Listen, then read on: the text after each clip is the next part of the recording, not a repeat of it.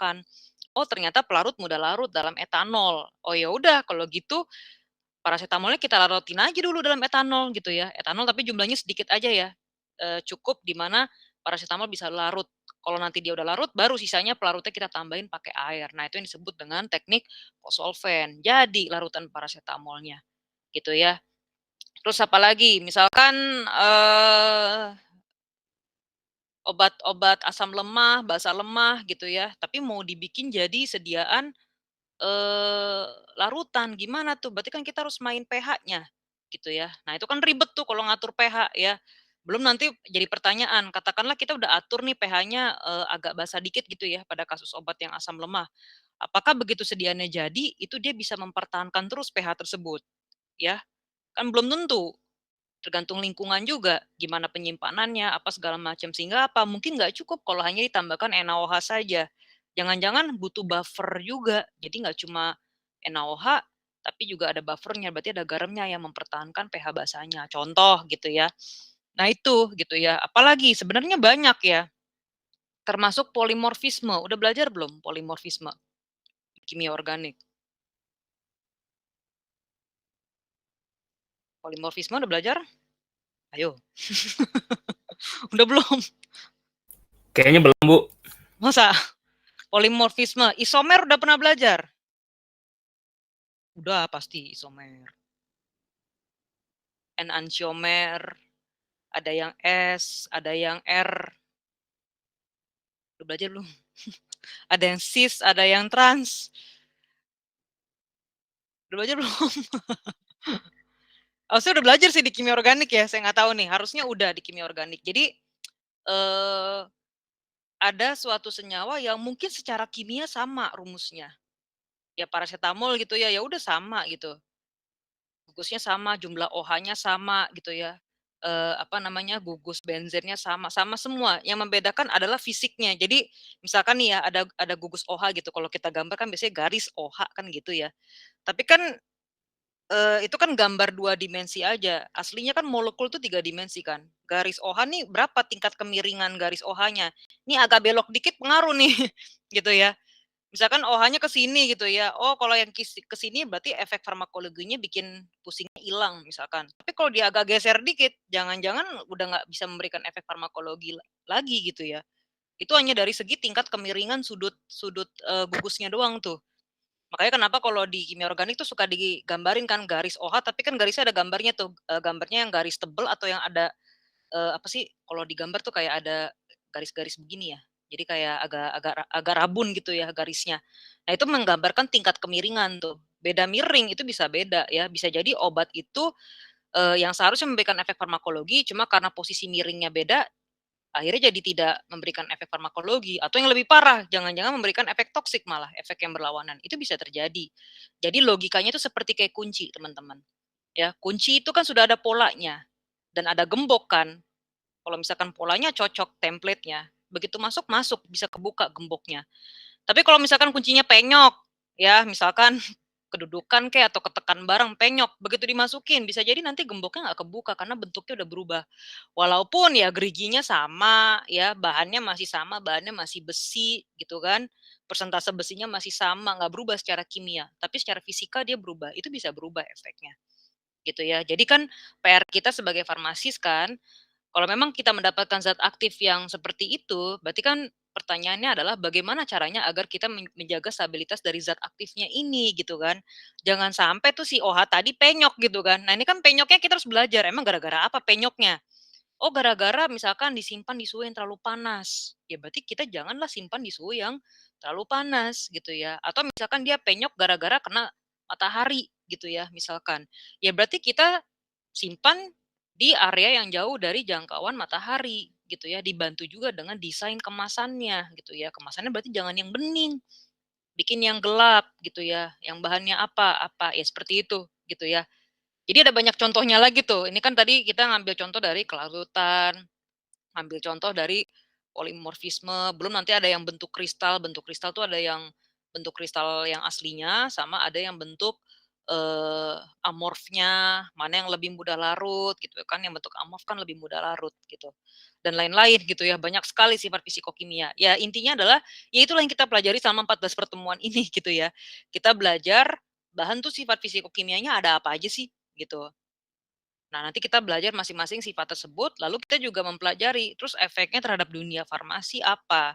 Apa efeknya terhadap formulasi? Apa efeknya efeknya terhadap stabilitas? Apa efeknya terhadap, efek farmakologi? Kayak gitu, ya. Sehingga kalau kita tahu udah tahu gitu ya efek-efeknya, maka harapannya ilmu yang diketahui itu bisa, eee, menjadi bahan pertimbangan bagi kita untuk menerapkan kebijakan dalam formulasi, gitu.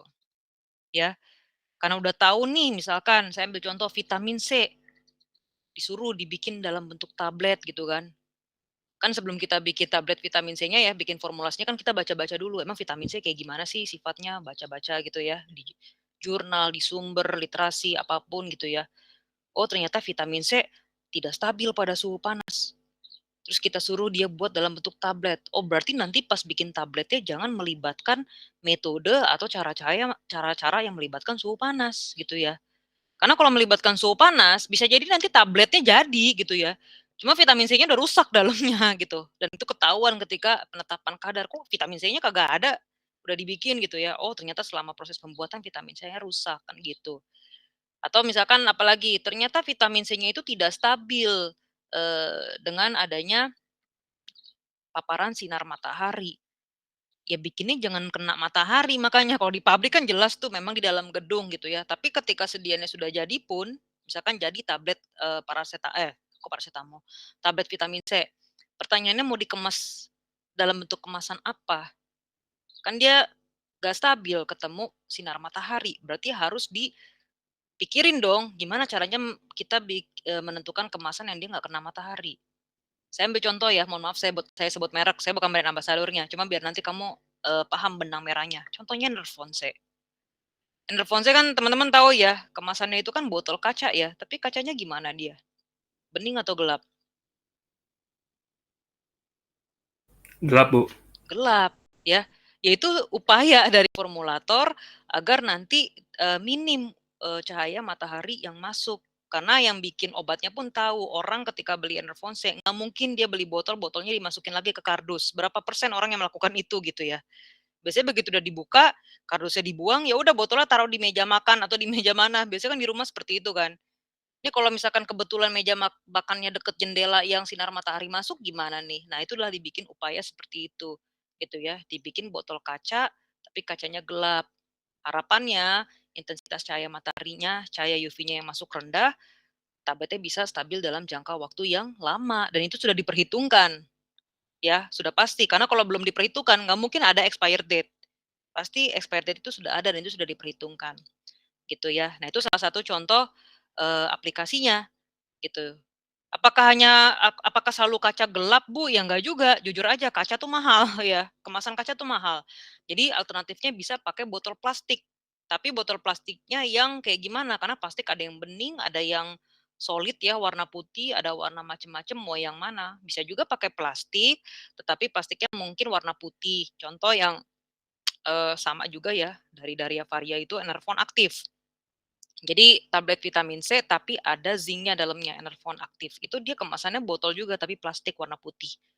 Nah itu juga menghindari dia dari cahaya matahari, tetapi cost-nya nggak semahal kalau kita dalam bentuk botol kaca misalkan. Dan nggak masalah, yang penting stabil, yang penting obatnya bisa berefek gitu ya, dan sesuai dengan harapannya gitu ya, efek farmakologinya kita dapat gitu. Nah hal-hal yang seperti itulah itu baru yang contohnya sediaan padat ya, kayak tablet, kapsul, apalagi nanti kayak misalkan sediaan semi solid, bikin krim, bikin lotion, bikin suspensi, bikin, emulsi ya yang sediaan cair. Makin banyak airnya tuh makin makin susah formulasinya, jujur aja ya.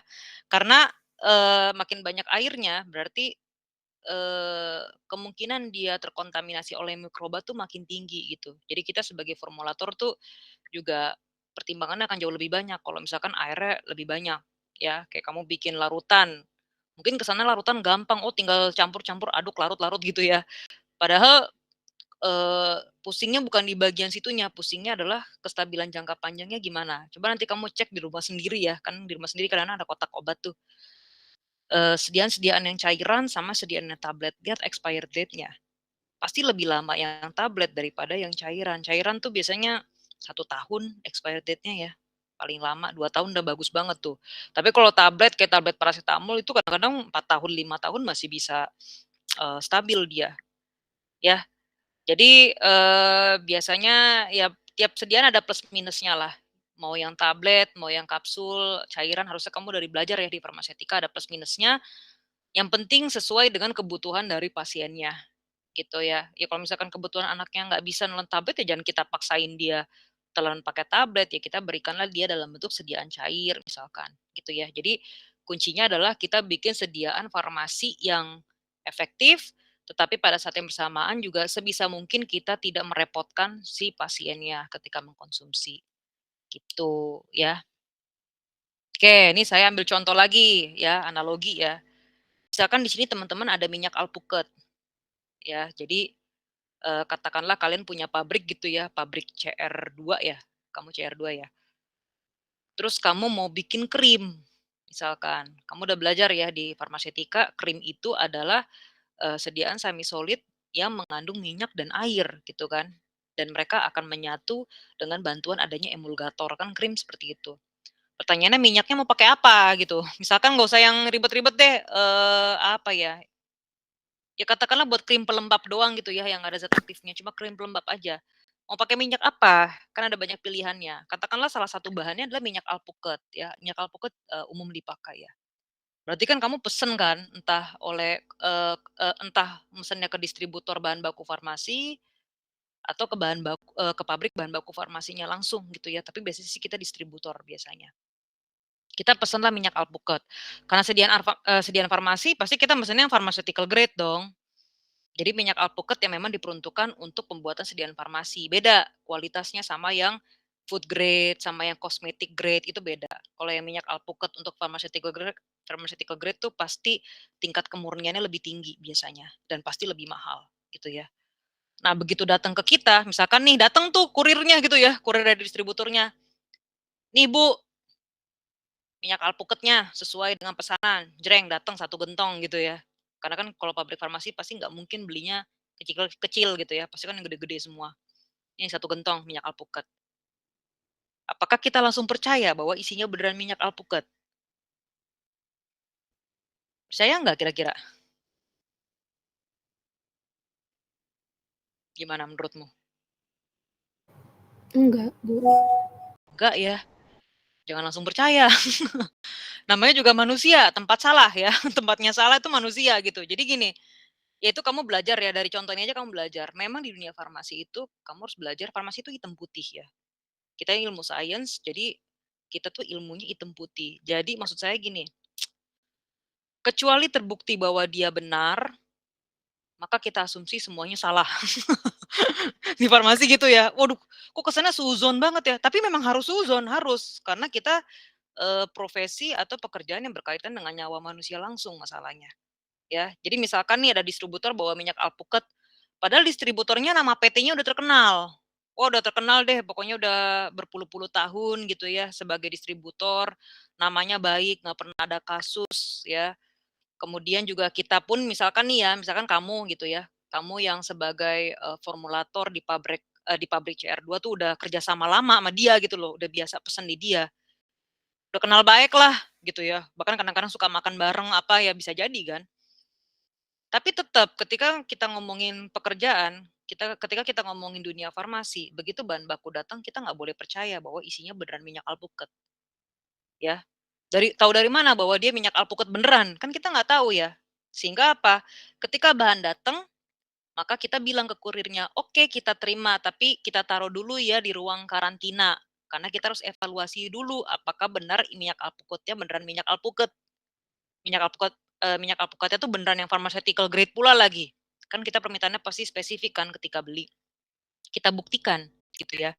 Jadi yang perlu kamu tahu ketika kurir datang bawa minyak alpukat, jelas dia bawa minyak alpukatnya pertama, selain itu dia pasti bawa yang namanya COA, ya, Certificate of Analysis, sertifikat analisanya. Jadi di sertifikat analisisnya ini nanti akan tertulis ya bahwa, sertifikat tersebut menyatakan bahan tersebut beneran minyak alpukat dan di sini ada list, spesifikasinya. Tahu dari mana bahwa dia minyak alpukat yang asli beneran pharmaceutical grade, ada parameternya, sifat-sifatnya. Contohnya, densitasnya itu 0,8 sampai 0,9 dan ternyata terbukti sudah pernah diuji dia beneran 0,9 sesuai dalam rentangnya. Dan ini adalah uji yang dilakukan oleh mereka sendiri gitu. Tapi kembali lagi, ini kan hanya sertifikat kan, bukan hanya ya, maksudnya ya sertifikat kan ya hanya lembar kertas doang kan, kita nggak lihat langsung ketika dievaluasi seperti apa. Apakah ini bisa ditipu, bisa dibuat-buat secara jadi-jadi gitu ya, asal jadi aja? Ya mungkin saja ya. Makanya kenapa ketika bahan datang, maka kita punya hak untuk mengevaluasi sendiri juga gitu ya. Misalkan nih, di sertifikat analisisnya dia dibilangnya densitasnya 0,9 sesuai dengan rentang, tapi pas kita uji 0,5 kok hasilnya. Ya kalau kita hasilnya 0,5 maka kita punya hak untuk protes gitu kan. Saya uji hasilnya 0,5 gitu kan. Berarti ini bukan minyak alpukat yang pharmaceutical grade yang sesuai dengan saya pesan. Balikin, balik gitu ya. Maksudnya kita minta ya balik gitu, balikin uang saya gitu. Karena ini tidak sesuai dengan yang kita pesan.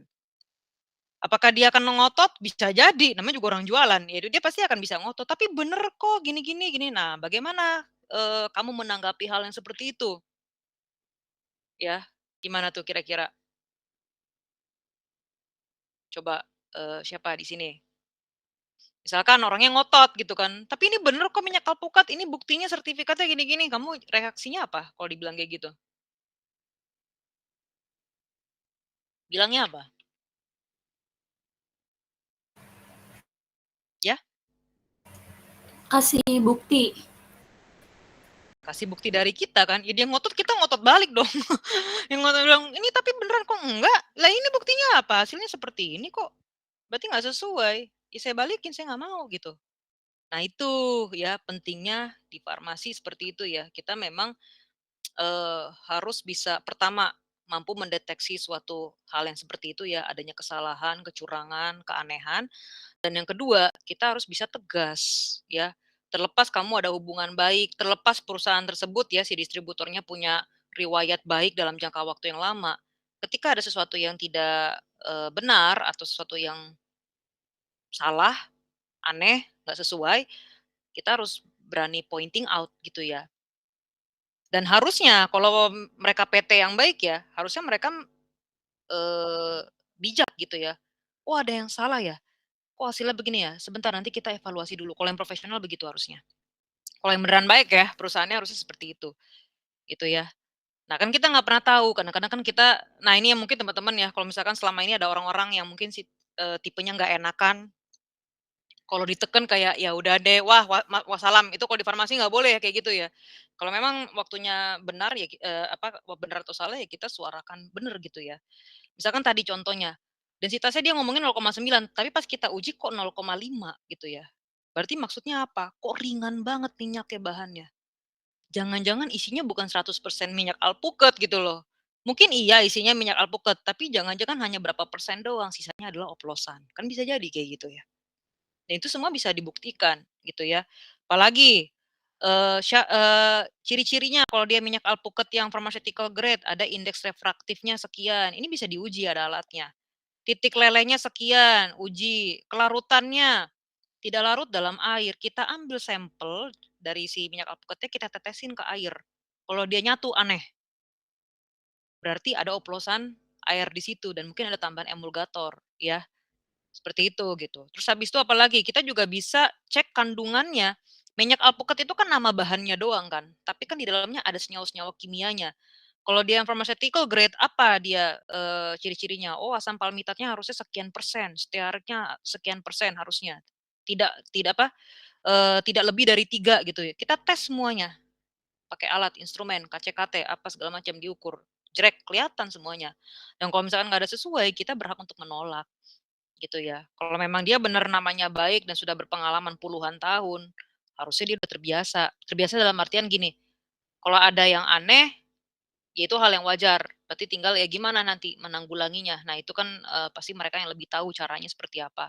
Tapi kita sebagai pabrik farmasi yang membuat sediaan obat, itu harus tegas, gitu ya. Dalam artian apa, dari sini aja kita udah belajar ya, kalau kita paham farmasi fisika, kita tahu kemurnian bahan. Kalau kita tahu kemurnian bahan, maka kita nggak gampang ditipu sama orang, ya.